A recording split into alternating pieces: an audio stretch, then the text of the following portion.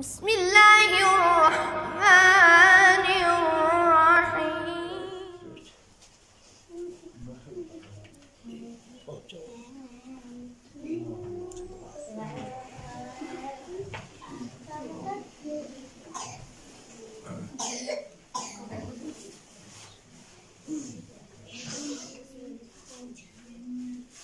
اعوذ باللہ من الشیطان اللعین الرجیم. بسم اللہ الرحمن الرحیم. الحمد للہ رب العالمین. الصلاة والسلام علی سید الانبیاء والمرسلین سیدنا و نبینا و شفیع ذنوبنا و طبیب قلوبنا مولانا ابی القاسم محمد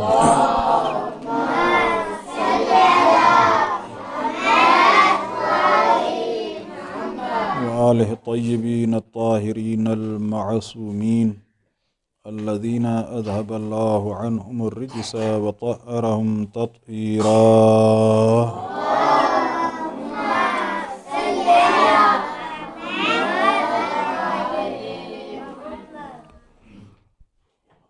اما بعد وقد قال اللہ تبارک وتعالی فی کتابہ المجید وخطابہ المتین وقولہ الحق وہو اصدق القائلین. بسم اللہ الرحمن الرحیم. انا انزلناہ فی لیلۃ القدر. بر محمد و آل محمد صلوات.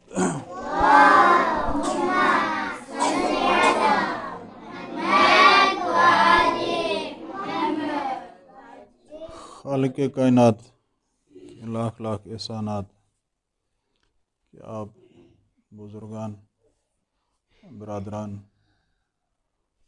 کے مقدس چہروں کا دیدار نصیب ہوا. خالق کائنات آپ ہم کے توفیقات خیر میں اضافہ فرمائے.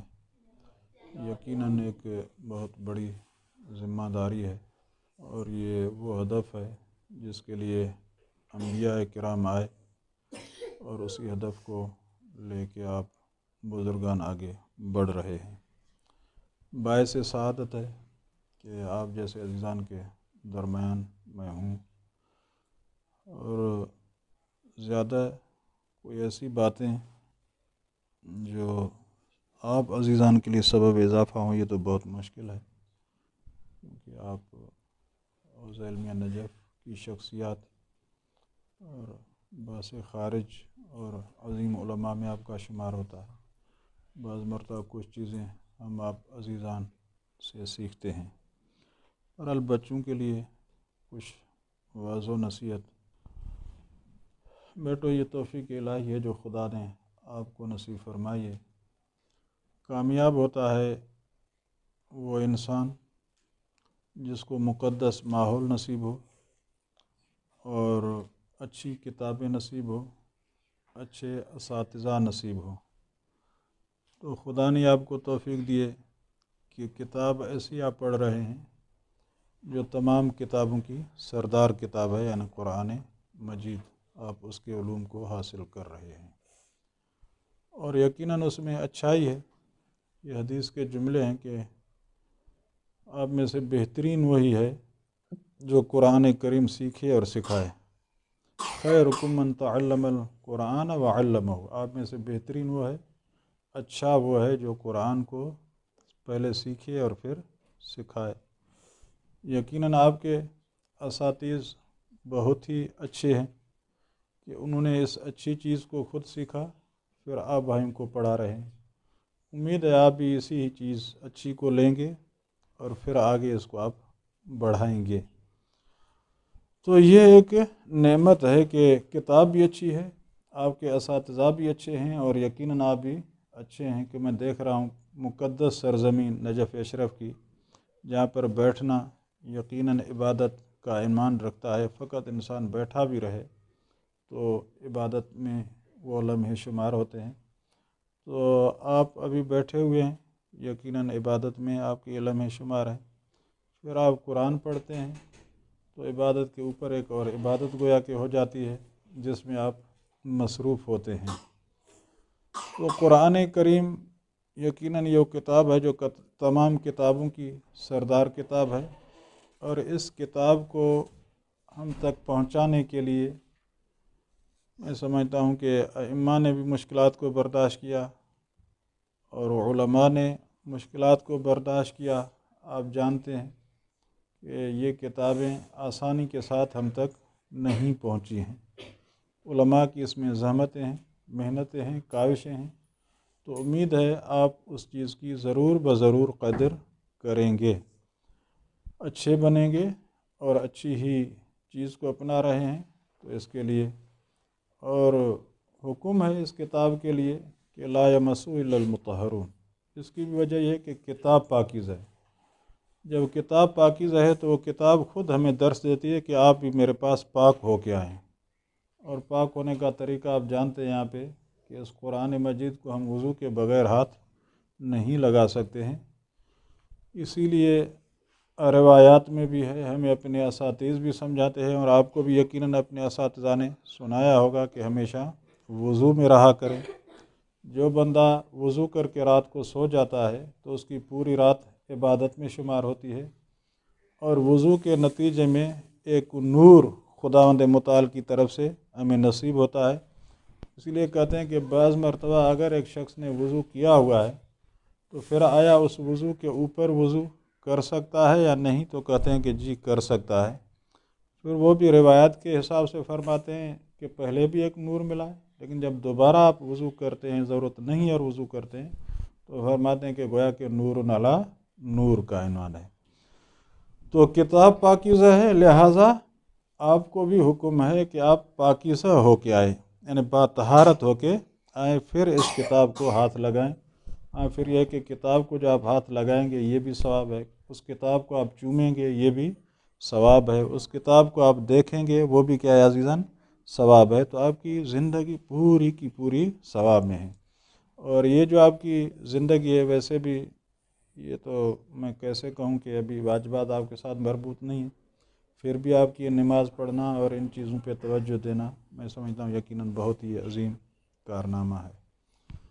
تو یہ عرض کر سکتا ہوں کہ اپنے اساتذہ کی یقیناً قدر کیجیے گا، اس کتاب کی بھی قدر کیجیے گا، اپنے والدین کی قدر کیجیے گا، اور جو ماحول آپ کو نصیب ہوا ہے مولا امیر علیہ السلام کا جوار، یہ ہمیں اس عمر میں نصیب نہیں ہوا، یہ آپ کی خوش قسمتی ہے، یہ پھر آپ کا کون سا کارنامہ ہے یا آپ کے والدین کی دعاؤں کا نتیجہ ہے۔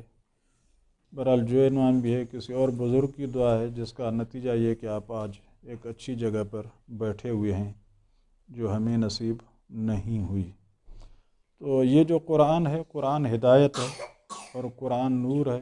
جتنے بھی اچھے القابات ہیں، کریم ہے، عظیم ہے، شریف ہے، اس طرح کے جب آپ القابات کو دیکھیں گے تو یہ سارے قرآن کریم کے ساتھ مربوط ہیں، اور ہمیں حکم ہے کہ من المہد الی اللحد علم کو حاصل کریں، تو اس کے لیے کسی عمر کا تقاضا نہیں۔ ابھی آپ ہیں پڑھ رہے ہیں، ہم بھی ہیں پڑھ رہے ہیں، اور لحد تک حکم ہے کہ پڑھتے رہیں۔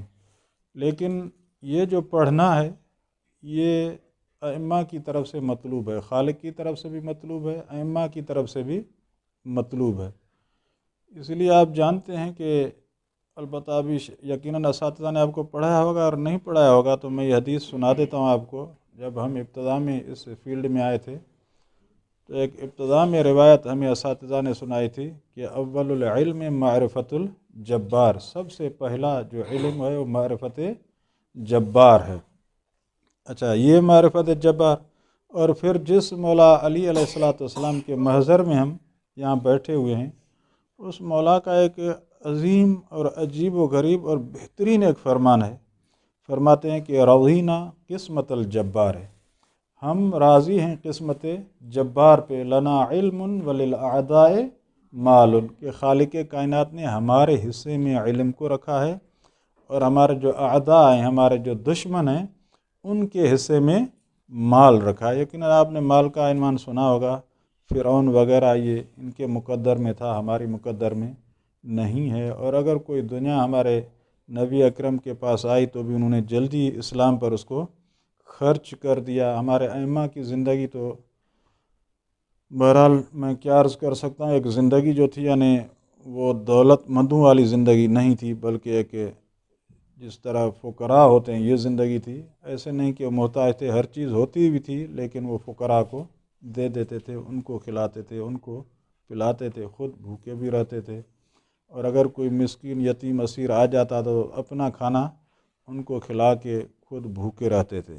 تو کہنے کا مقصد یہ ہے کہ اول العلم معرفت الجبار، ابھی سے یقیناً آپ کو کلمہ یاد ہوگا، یقیناً آپ کو یہ اصول دین ابھی یاد ہوں گے، یقیناً آپ کو فروع دین بھی یاد ہوں گے، ائمہ کے نام آپ کو یاد ہوں گے، انبیاء کی تعداد آپ کو یاد ہوگی، کربلا کے شہید کتنے ہیں یہ بھی آپ کو یقیناً یاد ہے۔ تو یہ بہرحال بہت اچھی چیزیں ہیں، رضینہ قسمت الجبار ہے، تو یہ خالق کا میں تو یہ کہہ سکتا ہوں کہ خاص لطف ہے آپ پر، اور یقیناً یہ لطف بہرحال جو آپ کو مل رہا ہے آپ کے اپنے اساتذہ سے مل رہا ہے، ان کی محنت اور زحمت ہے کہ آپ پروردگار کی معرفت کو حاصل کر رہے ہیں اور مولا امیر کے فرمان پر عمل کر رہے ہیں کہ رضینہ قسمت الجبار، ہم جبار کی تقسیم پر راضی ہیں کہ علم کو حاصل کر رہے ہیں، اور یقینی بات ہے دنیا کی مذمت ہے، اگر حلال بھی ہو تو اس میں حساب ہے، اور اگر حرام ہو پھر تو جہنم ہی جہنم ہے۔ تو عرض کرنے کا مقصد یہ ہے کہ اس امید ہے کہ تقسیم پر آپ راضی رہیں گے۔ تو ایک جملہ ہے، بہرحال کہہ دیتا ہوں، امید ہے آپ کے ذہن میں رہے گا، کہ ایک نورانی حدیث ہے، حدیثیں تو دو ہیں بہرحال، ایک اور الحمدللہ یہ خدا کا لطف ہے کہ دونوں آپ کے ساتھ مربوط ہیں۔ ایک یہ جو توضیح المسائل کے بھی ابتدا میں لکھی ہوئی ہے، ظاہراً امام حسن عسکری علیہ السلام سے، اگر میں اشتباہ نہیں کرتا ہوں تو بہرحال معصوم کا عنوان یقیناً ہے کہ اذا اراد اللہ بعبد خیرا فقہہ فی الدین، کہ خالق کائنات جب بہتری چاہتا ہے، اچھائی چاہتا ہے کسی عبد اور انسان کے ساتھ، تو پھر احکام شناسی، دین شناسی، یہ یقیناً دین شناسی اور احکام شناسی کا عنوان ہے جس میں آپ بیٹھے ہوئے ہیں۔ تو یہاں پر بھی ہے کہ جب خدا کسی عبد کا خیر چاہتا ہے، اچھائی چاہتا ہے، اور قرآن کے متعلق کیا ہے، یعنی بہتر ہوئے جو قرآن کو پڑھے اور پھر پڑھائے، سیکھے پھر سکھائے، تو یہ بہتری کے عنوان ہے۔ بہرحال تو عرض کرنے کا مقصد یہ ہے کہ اگر جو بھی شخص اس تقسیم پر راضی ہوا ہے، اب یہ ہے کہ کتنا کون راضی ہوا ہے، یقینی بات ہے اس تقسیم پر سارے انبیاء راضی تھے، اس تقسیم پر ہمارے ائمہ بھی راضی تھے، لیکن آپ کتنا راضی ہوتے ہیں؟ مثلا جتنا جو راضی ہوتا ہے اتنا وہ بڑا ہدف اس کے لیے کوشش کرتا ہے اور پاتا ہے اس کو اور کامیاب رہتا ہے۔ تو میں یہی عرض کر سکتا ہوں، یہ حدیث تو آپ نے سنی ہوگی، انا مدینۃ العلم وعلی بابہا، میں مدینہ علم ہوں، نبی فرما رہے ہیں، اور علی اس کا باب ہے۔ تو یہ مختصر کہتا ہوں کہ جب اسی ہی تقسیم پروردگار پر، اور رضینہ قسمت الجبار یعنی جبار کی تقسیم ہے، مولا امیر کی تقسیم نہیں ہے، جبار کی ہے، مولا امیر فقط پہنچا رہے ہیں، تو خود مولا پہلے اس تقسیم پر راضی ہوئے ہیں۔ تو عرض کرنے کا مقصد یہ، جب نبی اکرم اس تقسیم پر راضی ہوئے تو مدینۃ العلم بن گئے، اور جب مولا امیر علیہ السلام اس تقسیم پر راضی ہو گئے تو وہ باب مدینۃ العلم بن گئے۔ اب آگا سیستانی بن گئے، جتنی پہ وہ راضی رہے، جتنے بزرگان تھے اس تقسیم پر راضی رہے، اور جتنی زحمت کی اتنے ہی بہرحال درجات ان کو نصیب ہوئے ہیں۔ اب یہ آپ پر ہے پہ اس تقسیم پر کتنا راضی ہوتے ہیں اور کس طرح سے اس کو حاصل کرنے کی تو کوشش کرتے ہیں۔ تو بہرحال میں آپ کا بھی شکریہ ادا کرتا ہوں، اور قبلہ یزدانی صاحب اور جتنے بزرگان، برادر ولایت ہوں، برادر مرتضیٰ ہوں، جتنے عزیزان اور بھی ہوں جن کے ساتھ شاید بہرحال واقفیت تو ہوگی، ابھی رابطہ نہیں ہے یا وہ یہاں پر نہیں، جتنے بھی عزیزان ہیں ان کا تہہ دل سے شکریہ کرتا ہوں، اور آپ عزیزان سے میں یہ معذرت چاہتا ہوں کہ جس طرح آپ بھائیوں کے ساتھ دینا چاہیے تھا ہم ساتھ نہیں دے سکیں، بات ہے صاف، اور اس کی وجہ کہ جب سے ہم آئے ہیں تو مشکلات میں ہیں اور مشکلات میں چل رہے ہیں، ابھی بھی وہ مشکلات ہمارے ساتھ مربوط ہیں۔ تو بہرحال یقیناً اس مدرسے کے ساتھ جتنا ہمیں ساتھ دینا چاہیے تھا وہ ساتھ تو نہیں دے سکے ہیں، تو اس پر بھی میں معذرت چاہتا ہوں، اور اس کے علاوہ کوئی خطا ہو، کوئی تقصیر ہو، کوئی اشتباہ ہو، جس قسم کا بھی، تو میں تہہ دل سے آپ بھائیوں سے معذرت چاہتا ہوں۔ خالق کائنات آپ عزیزان کو دن دگنی رات چگنی ترقی عنایت فرمائے۔ پروردگار جو آپ کے نیک اہداف ہیں ان میں آپ کو کامیابی و کامرانی عنایت فرمائے۔ پروردگار اس مدرسے کے اساتذ اور طلاب عزیز کے توفیقات خیر میں اضافہ فرمائے۔ اس مدرسے کو دن دگنی رات چگنی ترقی عنایت فرما۔ ہمارے مولا امام زمانہ کو جلد ظاہر فرما۔ اس امام کے قدموں میں شہادت نصیب فرما۔ اس امام کی آواز پر لبیک کہنے کی توفیق عنایت فرما۔ اللہم عجل لولیک الفرج والعافیت والنصر واجعلنا من اعوانہ وانصارہ ومن شیعتہ برحمتک یا ارحم الراحمین۔ اللہم صلی علی محمد۔ اغفر ذنوبی یا غفور، اغفر ذنوبی یا غفور۔